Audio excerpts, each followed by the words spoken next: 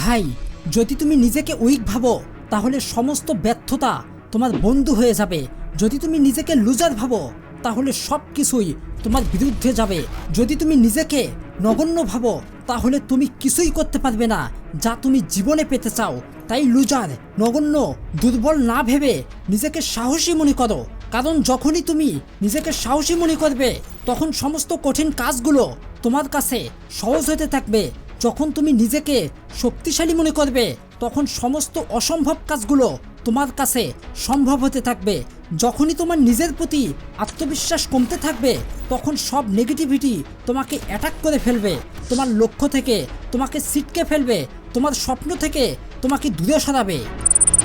তুমি ভাবছো তুমি অনেক দুর্বল, স্বপ্নটাকে অ্যাচিভ করার শক্তি নেই তোমার।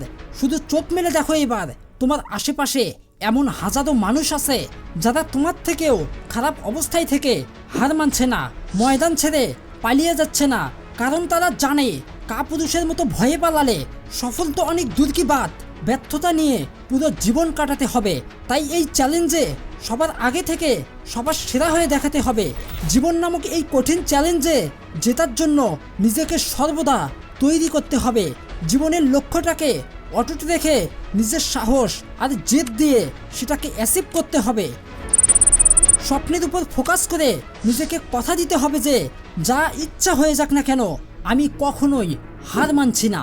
বন্ধু, তুমি যদি এমন একটা প্রতিজ্ঞা করতে পারো আর হার নামক শব্দটাকে লাইফ থেকে কিক করতে পারো তাহলে বিলিভ মি, তুমি উইনার হবেই হবে। আর মনে রাখবে, বিজয়ীরা কখনোই ভয় পায় না। তারা যখন যে ময়দানেই থাকুক না কেন তারা জীবনে রিস্ক নিতে জানে। কারণ রিস্ক ছাড়া জীবনে কখনোই উন্নতি আসে না। তাই অবনতির চাকাটা স্ক্রল করে উন্নতি করে নিতে চাইলে অবশ্যই তোমাকে রিস্ক নিতে হবে।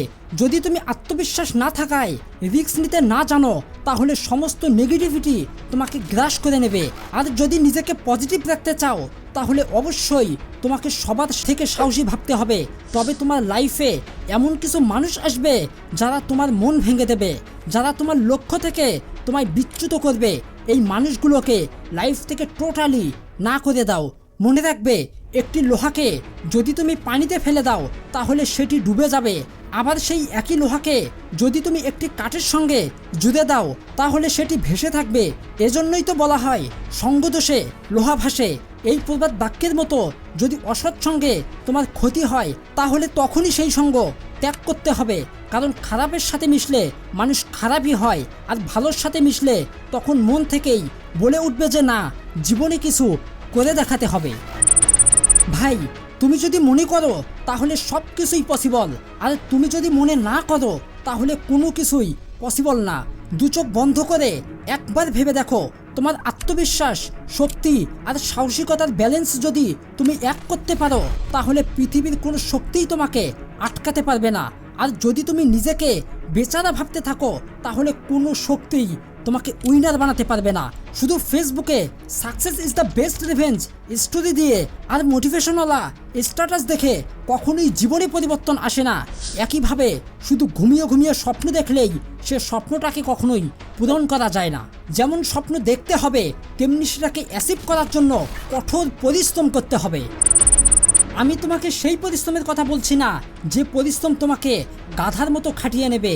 একটা সিংহ দিনে 18 ঘন্টা ঘুমায় আর একটা গাধা 18 ঘন্টা বোঝা টানে। যদি কেবল পরিশ্রমই জীবনের সাফল্যের চাবিকাঠি হতো তাহলে সিংহ নয়, গাধাই হতো বনের রাজা। এখানে আমি তোমাকে এটাই বোঝাতে চেয়েছি, বুদ্ধিহীন পরিশ্রম কখনোই সফলতা আনতে পারে না। সফলতার জন্য চাই এমন একটা টার্গেট যেখানে থাকবে তোমার কঠোর পরিশ্রম আর সেই সাথে বুদ্ধিমত্তার সর্বোচ্চ প্রয়োগ। জানো তো, একটা মানুষ ঠিক তত বড়ই হতে পারে সে নিজে যত বড় হতে চায়। তবে সে যদি নিজের উপর বিশ্বাস রাখে, সাহস আর কঠোর পরিশ্রম করার মানসিকতা থাকে তাহলে সে জীবনে বড় কিছু করবেই করবে। তাই যতটা সম্ভব স্বপ্ন পূরণের পরিশ্রম আজই শুরু করে দাও। কারণ পরিশ্রম করার বয়সে যদি তুমি আরাম করতে থাকো তাহলে যখন তোমার আরাম করার বয়স আসবে তখন তোমাকে সেই বয়সে গিয়ে পরিশ্রম করতে হবে। আর তার থেকেও বড় কথা এটাই যে সময়ে পরিশ্রম করা প্রয়োজন সেই সময়ে যদি পরিশ্রম না করো তাহলে পরে তোমাকে তার থেকেও অনেক বেশি পরিশ্রম করতে হবে। তারপরেও তোমার সেই কাঙ্ক্ষিত সাফল্যটি অর্জন করতে পারবে না। মনে রেখো ভাই, জীবনটা কোনো পুতুল খেলা নয় যে আজকে যদি ভালো না লাগে তাহলে কালকে আবারও নতুনভাবে সাজাবে। জীবন একটা রেস ট্র্যাক, এখানে সবার আগে গেলেই প্রথম হওয়া যায় না, বরং সেখানে কে কতক্ষণ ময়দানে টিকে থাকতে পারলো আর কে কত দূর পৌঁছাতে পারলো সেটাই মূল বিষয়। সকালে সূর্য ওঠার আগে যখন তোমার স্বপ্ন তোমাকে জাগিয়ে তোলে, যখন সবাই গভীর ঘুমিয়ে ঘুমিয়ে স্বপ্ন দেখে, তখন তোমার স্বপ্ন তোমাকে ঘুমাতে দেয় না, জাগিয়ে তোলে তোমাকে এক স্বপ্ন শিকারী যোদ্ধা বানাতে। যে স্বপ্ন তোমাকে সমাজ, বন্ধুবান্ধব, এমনকি পৃথিবীর সমস্ত ডিস্ট্রাকশন থেকে বেরিয়ে এনে এমন এক পৃথিবীতে বন্দি করেছে, যেই পৃথিবীতে তুমি আর তোমার স্বপ্ন ছাড়া কোনো কিছুরই অস্তিত্ব নেই। এটা এমন এক পৃথিবী যেখানে তুমি সবাইকে লুকিয়ে নিজেকে তৈরি করতে ব্যস্ত, যেন কোনো পরিস্থিতিই তোমাকে হার না মানাতে পারে। নিজেকে এমনভাবে তৈরি করো যেন প্রতিটা বিজয় তোমার হতে পারে। তাই নিজেকে একটু একটু করে সেই স্থানে নিয়ে যাও যেখানে এই সমাজ চক্র থেকে বেরিয়ে এমন কিছু করে দেখাতে পারবে যা দেখলে পুরো সমাজ তোমাকে নিয়ে গর্বিত অনুভব করবে।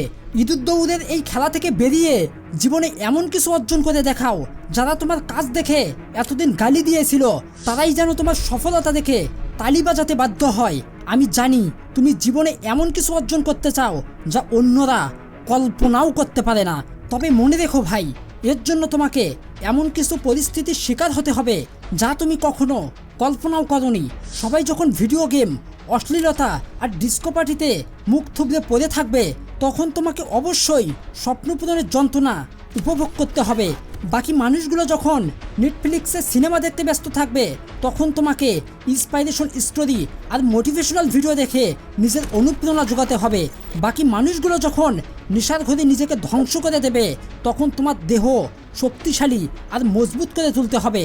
সবাই যখন তার সময়গুলোকে ফালতুভাবে নষ্ট করে চলেছে, ঠিক তখনই তোমাকে এই সময়গুলোকে কাজে লাগিয়ে নিজের লক্ষ্যটাকে অ্যাচিভ করতে হবে।